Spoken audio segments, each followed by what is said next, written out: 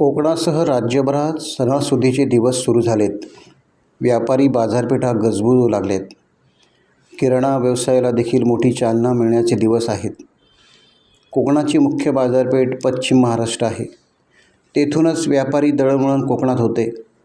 मात्र आंबाघाट अवजड वाहनांना बंद असल्याने रत्नागिरी, लांजा, संगमेश्वर, देवरुख, साखरपा, चिपळूण, गुहागर अशा अनेक बाजारपेठांमध्ये व ग्रामीण किराणा व्यवसायावर व्यापारी मालावर परिणाम होण्याची चिन्हे दिसत आहेत.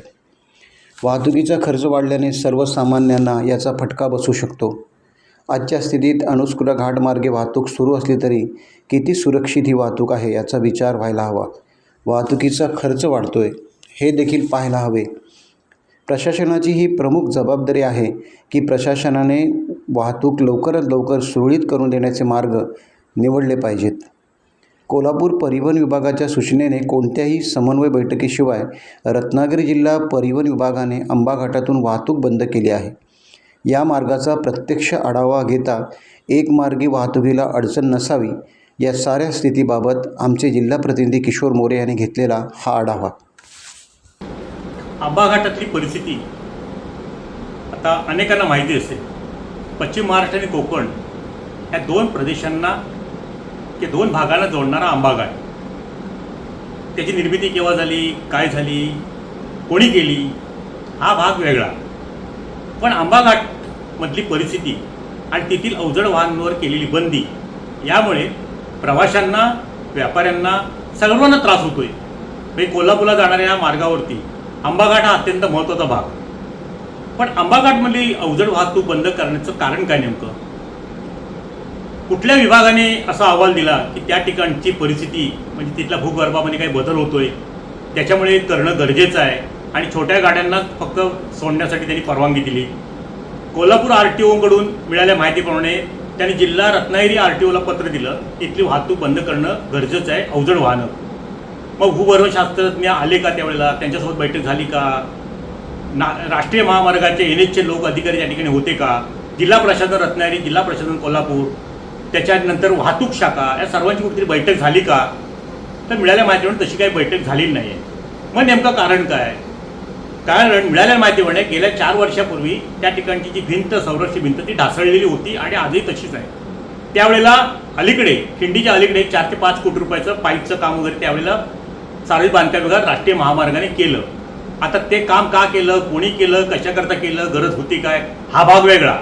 मग आता खरोखरच तिथं अवजड वाहनांची वाहतूक बंद करणे योग्य आहे का? साधारणपणे तो पोर्शन पाहिला, तो भाग पाहिला तर रस्ता जवळजवळ 28 ते 25 ते 28 मीटर रुंदीचा आहे.